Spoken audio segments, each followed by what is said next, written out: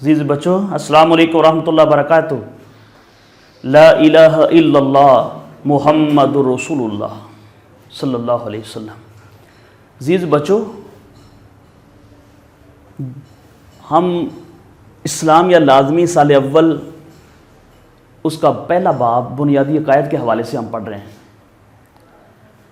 ہم نے بنیادی عقائد پڑھے، اس کے بعد توحید کے حوالے سے ہم نے پڑھا اور توحید کی اقسام کے حوالے سے سیکھا۔ آج ہمارا لیکچر نمبر 4 ہے۔ آج ہم پڑھنے والے ہیں شرک کسے کہتے ہیں اور اس کی اقسام کے بارے میں تحریر کریں، بتائیے۔ عزیز بچوں، شرک کیا ہے، اس کی اقسام کیا ہیں، اس کی قباحت کیا ہے، اس کے بارے میں ہم آج سیکھنا چاہتے ہیں۔ سب سے پہلے شرک کسے کہتے ہیں اور اس کی اقسام۔ شرک توحید کی ضد ہے۔ توحید کا معنی اللہ کو ایک ماننا، اللہ کو یکتا جاننا اور اسی کو آخری دم تک مالک الملک اور قادر ملک جاننا، اور یہ توحید ہے۔ اور شرک کے لغوی معنی حصہ داری اور ساجے پن کے ہیں، اور اس کی شرک کی اصطلاحی تعریف یہ ہے اللہ تعالیٰ کی ذات یا صفات کے تقاضوں میں کسی کو اس کا حصے دار اور ساجی ٹھہرانا شرک کہلاتا ہے۔ کسی کو پارٹنر، حصے دار، ہم پلہ، ہم سر، برابر، شریک کرنا، یہ شرک کہلاتا ہے۔ عزیز بچوں، شرک کی اقسام کتنی ہیں پوچھتا ہے امتحان میں۔ تو سب سے پہلے ذات میں شرک، اللہ تعالیٰ کی حقیقت میں کسی دوسرے کو حصہ دار سمجھنا۔ اس کی ایک صورت یہ ہے کہ کسی دوسرے میں یہی حقیقت مان کر اسے اللہ تعالیٰ کا ہمسر اور برابر سمجھنا، یہ شرک ہے۔ ذات میں شرک، اللہ اپنی ذات میں اکیلا ہے۔ سورۃ اخلاص کے اندر قل هو اللہ احد اللہ الصمد لم یلد ولم یولد ولم یکن لہ کفوا احد۔ اے میرے پیارے حبیب حضرت محمد صلی اللہ علیہ وسلم، فرما دیجئے کہ اللہ ایک ہے، اللہ بے نیاز ہے، نہ اس کا کوئی باپ ہے، نہ اس کی کوئی اولاد ہے، نہ اس سے کوئی اولاد پیدا ہوئی ہے، اس کا کوئی ہمسر نہیں ہے۔ اللہ اپنی ذات میں وحدہ لا شریک ہے اور وہ ذات میں اکیلا ہے۔ یہ ذات میں شرک۔ اور دوسری قسم ہے بیٹے صفات میں شرک۔ اللہ تعالیٰ جیسی صفات جو اللہ کی خوبیاں، کمالات اور کوالٹیز اور اوصاف اور کمالات جو اللہ تعالیٰ کی ہیں، اللہ تعالیٰ جیسی صفات کسی دوسرے میں ماننا اور اس جیسا علم، قدرت یا ارادہ کسی دوسرے کے لیے ثابت کرنا، کسی دوسرے کو ازلی و ابدی سمجھنا یا کسی دوسرے کو قادر مطلق تصور کرنا، یہ صفات میں شرک ہے۔ اس کے بارے میں سورۃ الشعراء آیت نمبر 11 کے اندر اللہ تعالیٰ یوں بیان کرتے ہیں لیس کمثلہ شیء، کوئی چیز اس کی مثل نہیں ہے۔ اللہ کی کوئی چیز مثل نہیں بن سکتی، ہم مثال نہیں دے سکتے۔ اپنی ذات میں وہ وحدہ لا شریک ہے۔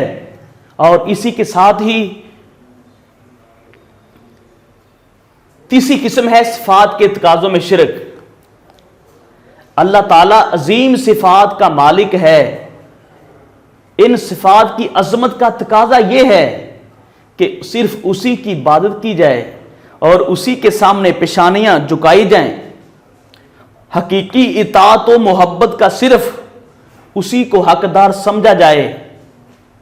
اگر کوئی اطاعت کے لائق ہے، کوئی محبت کے لائق ہے، تو صرف ایک اللہ کی ذات ہے۔ جیسے سورہ بنی اسرائیل کے اندر آیت نمبر 23 کے اندر اللہ تعالیٰ یوں بیان کرتے ہیں وَقَضَىٰ رَبُّكَ أَلَّا تَعْبُدُوا إِلَّا إِيَّاهُ، میں رب العالمین نے فیصلہ کر دیا ہے اللہ تعبدوا الا ایہ، کہ اے لوگو صرف اور صرف تم نے میری اللہ کی عبادت کرنی ہے، تم صرف اسی کی عبادت کرو، اللہ تعبدوا الا ایہ۔ اور دوسرے مقام پہ اللہ تعالیٰ یوں بیان کرتے ہیں وَإِلَٰهُكُمْ إِلَٰهٌ وَاحِدٌ لَا إِلَٰهَ إِلَّا هُوَ، سورۃ البقرہ آیت نمبر 163 کے اندر وَإِلَٰهُكُمْ إِلَٰهٌ وَاحِدٌ، تمہارا الہ ایک الہ ہے، تمہارا معبود ایک معبود ہے، نہیں ہے کوئی معبود مگر وہی ہو، لا الہ الا ہو، اللہ کے علاوہ کوئی معبود نہیں ہے، تمہارا معبود ایک اللہ ہے۔ یہ ہیں دو تین باتیں شرک کے حوالے سے، اور پیپر میں پوچھتا ہے کہ شرک کے حوالے سے ایک آیت لکھیے، وہ سورہ لقمان کے اندر آیت نمبر 13 کے اندر اللہ تعالیٰ فرماتے ان الشرک لظلم عظیم، ان الشرک لظلم عظیم، بے شک شرک بڑا ظلم ہے، بہت بھاری ظلم ہے۔ یہ شرک کی مذمت کے بارے میں بچوں ہمیں ہر معاملے کے اندر عزت چاہیے، شفا چاہیے، اولاد چاہیے، جاب چاہیے، اور ہمیں سیاست چاہیے، قدرت چاہیے۔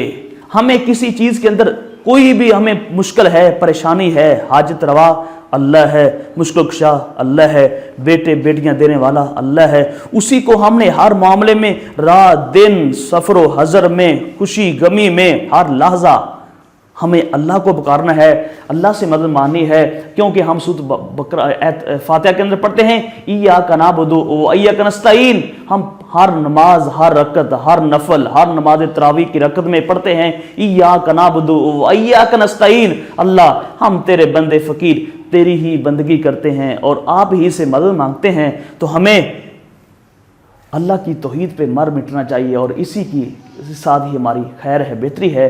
اللہ سے دعا ہے کہ اللہ تعالی ہمیں توحید پر قائم رہنے کی توفیق دے، اور شرک جیسی غلاظت سے، یہ بہت بڑا ظلم ہے اس، اور زید بچو، باقی ہر برائی، ہر گناہ معاف ہو سکتا ہے، لیکن جو شرک ہے یہ اللہ تعالیٰ نہیں معاف کرتے۔